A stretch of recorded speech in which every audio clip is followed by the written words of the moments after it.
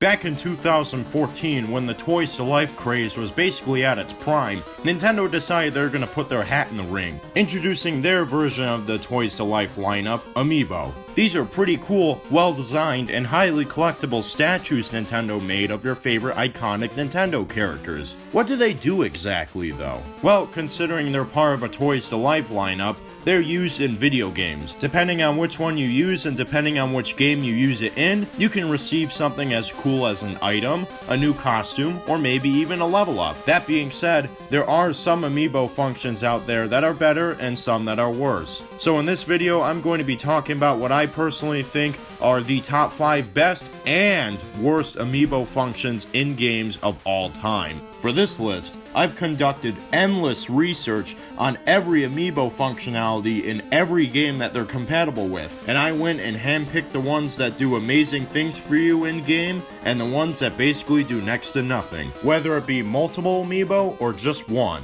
That being said, these picks are all my personal opinion, despite having a ton of research put into the video. All in all, I just hope you can appreciate this video, as I put a ton of time into it. Oh, and also, I'm going to be doing a method with the countdown of the 5th worst to the 5th best, and the 4th worst to the 4th best, if you know what I mean. Hope you guys don't mind that. In that case, let's get into the video.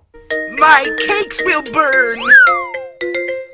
Shadow Mewtwo and his usage in Pokken Tournament. There is no real Amiibo lineup for this game back in 2016, but the only Amiibo they did happen to release was a Shadow Mewtwo card. Already that's a negative because he's not even a figure. Come on Nintendo, you can create 1600 Animal Crossing Amiibos, but not one Pokken Tournament Amiibo figure, let alone any Pokemon Amiibo in general? Anyway, let's get to what he does. So Shadow Mewtwo instantly grants you the ability to unlock him in the game, which if you don't know, you unlock him by completing the story mode. You're already thinking to yourself, wow, that sounds pretty cool actually. Well, he stays in your roster until you turn the game off. Yep. You have to keep reusing the card every time you turn on the game. He doesn't stick in your roster at all. Oh, well, why is that? Wanna know what else makes him especially a terrible Amiibo to collect for? What happens when you unlock him in game? Well, that Amiibo card now becomes a useless piece of cardboard with a picture on it. Or whatever design he's made of, I don't know. Even worse, you can't even use it in the new Pokken Tournament DX game. It just gives you a special prize instead. All I'm saying is, what's the point of getting this Amiibo card when all you can do is just complete the game's story mode and hopefully unlock him to add him to your roster permanently? One way to kind of add insult to injury to this scenario though is that even the Pokemon Amiibo that already exist don't do much in the game already, aside from give you pretty fashionable looking items. I'd say this is somewhat of a pass considering how expensive some of the items are,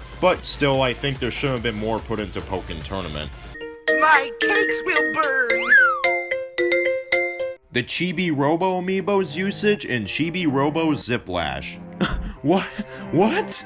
This game? This better be good. Some are gonna find this weird because of how iffy the Chibi Robo series is to many people, but please, hear me out. When you scan your Chibi Robo on this 3DS game, it's basically borderline cheating. What am I talking about? Well, you unlock a specific version of Chibi Robo called Super Chibi Robo, or as I like to call him, Gold Chibi Robo. What does this equivalent to though? Well, it gives Chibi max battery, a longer tether range, and he's overall faster and stronger. In other words, to those who haven't played the game, he's flat out broken. This means if you purchase the Amiibo and the game, you instantly win the game. Now to some that just might seem generic and boring, but to me, it's definitely worth your money. What makes the cherry on top is the fact that this Amiibo is actually pretty common and cheap, so you won't have a hard time finding him and you don't have to break your wallet. This isn't even the only game that Chibi works on. He may be a mascot of a forgotten franchise, but that doesn't mean that he has nothing to shine for.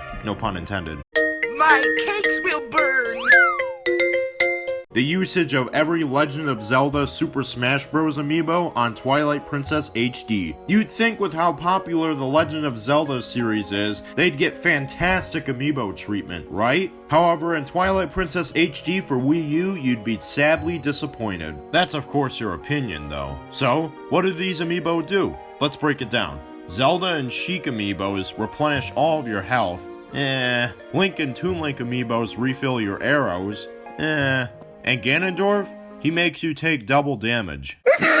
What kind of amiibo does that? I get that it adds somewhat of a challenge to your gameplay, but why would you want to spend $12 just so you can take double damage? I mean, that's already implemented in the game with the Heroes mode, which is basically the hard mode of the game. And to those skeptics saying, well, maybe you'd want to put quadruple damage on yourself, why didn't they put it in the game in the first place? Okay, I'm done bashing the Ganondorf amiibo, let's talk about the others. Though the singular idea of replenishing your health to full and refilling all of your arrow ammunition is cool and all, it isn't anything amazing like I expected with Legend of Zelda. At least be unique like Breath of the Wild and allow it so that you get items that are unique to each specific character at least. Take the Midna and Wolf Link amiibo for example. The fact that you can unlock a whole new area is fantastic. In the end, I feel like that they didn't really do Twilight Princess HG justice with these amiibos.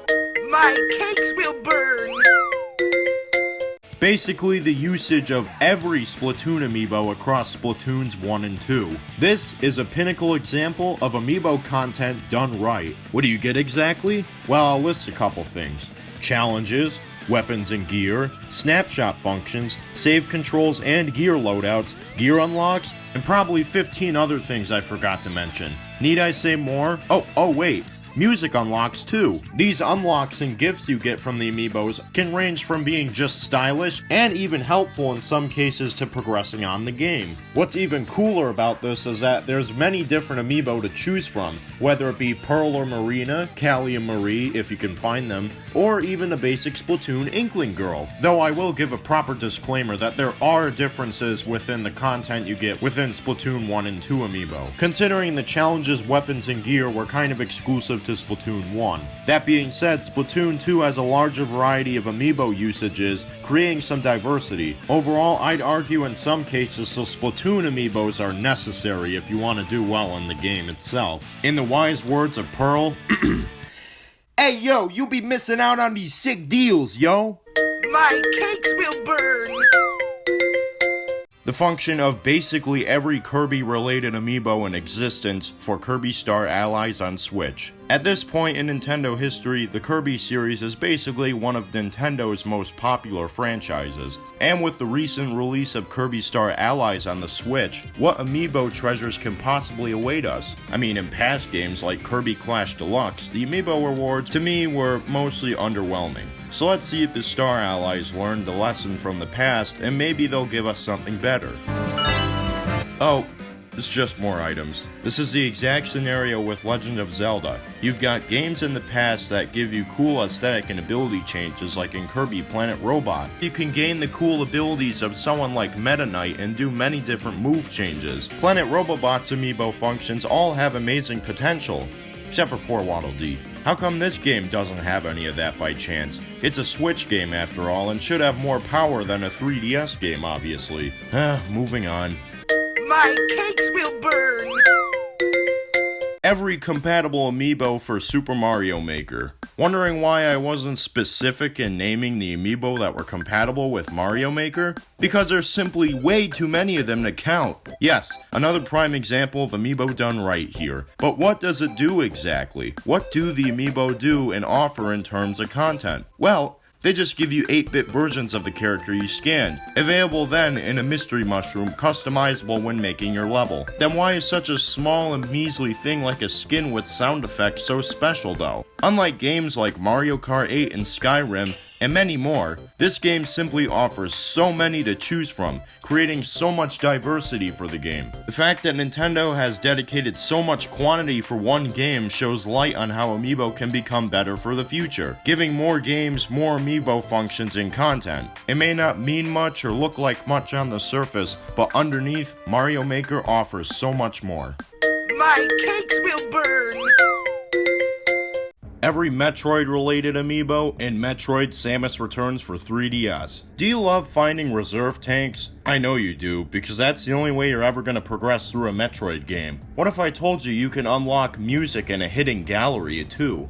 Oh my god, I would love that! Well, you're gonna have to spend $12 to see it all. Yep. All the Zero Suit Samus and Samus Smash Bros. Amiibos give you is reserve tanks and music and art. Like that all matters or lives up to anything in the game's standards. Let's think logically here. Do you think music and artwork is worth going out and finding and spending the money for. And it's not like you'll need 1 or 2 extra reserve tanks anyway. No, it's even worse, the fact that the amiibos specifically made for the game don't do much either. Samus Aran amiibo only unlocking more reserve tanks, and the Metroid pointing out the closest Metroids on the map. On a better note, these two also unlock different game modes. At least do something creative here and give Samus something like an amiibo exclusive power-up that gives her like infinite missiles or something. Or a charge missile, or a specific kind of jump. The possibilities are endless. All in all, I just think as usual, like all the others, this amiibo should have done better. My cakes will burn! The Shovel Knight amiibos functions on, well, the Shovel Knight series for Wii U, 3DS, and Switch. This one's going to be a bit controversial because, admittedly, despite me putting it on the best part of the list, it's most certainly decisive amongst Yacht Club Games fans and amiibo collectors alike. You see, one of the biggest things it does is it unlocks the multiplayer mode, which is where many people argue that should have been implemented in the game.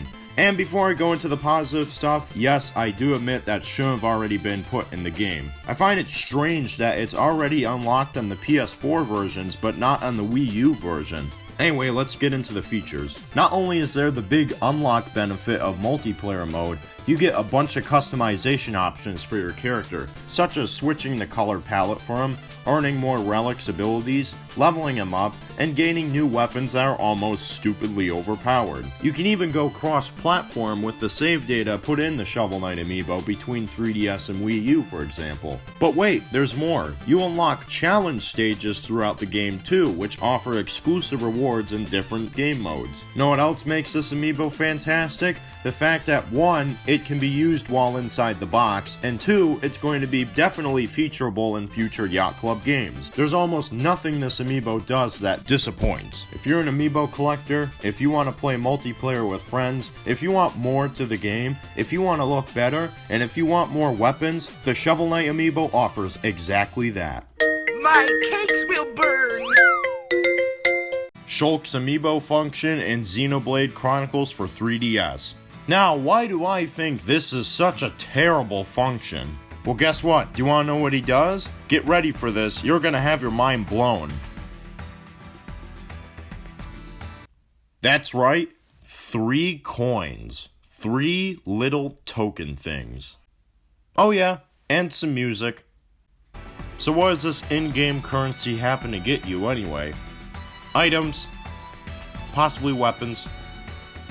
That's just it. Are you kidding me?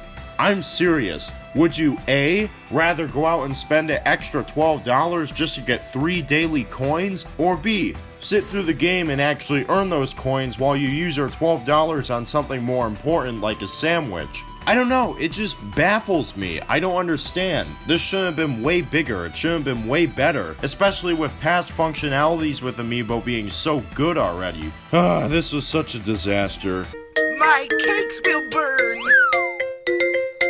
Every Super Smash Bros. Amiibo's function made for Smash Wii U and Smash Ultimate. Basically the whole original reason why Amiibo were created in the first place. With over 60 characters to currently select and use, giving people's tastes a massive diversity of characters to choose from. Just scan your Amiibo to do what exactly though? Well, train them to be the ultimate warriors, of course. Level them up to the point where they max level 50 with different stats, upgrades, and movesets that fit your taste. This is where a lot of the fun comes in. It's like owning a deadly virtual pet, you know, except not a pet. Hey, maybe that's why that kid in the commercial was so pumped up. When it comes to usage with Amiibo content, the Smash lineup is probably the king of that. Well, besides Animal Crossing Amiibo Festival, which runs on Amiibo after all. In the end, if you want to have a good time with your Amiibos, like I'm talking serious fun, go grab yourself a Smash Amiibo to train and see who has the most powerful Amiibo. And no, I did not rip all this information reading straight from my laptop screen.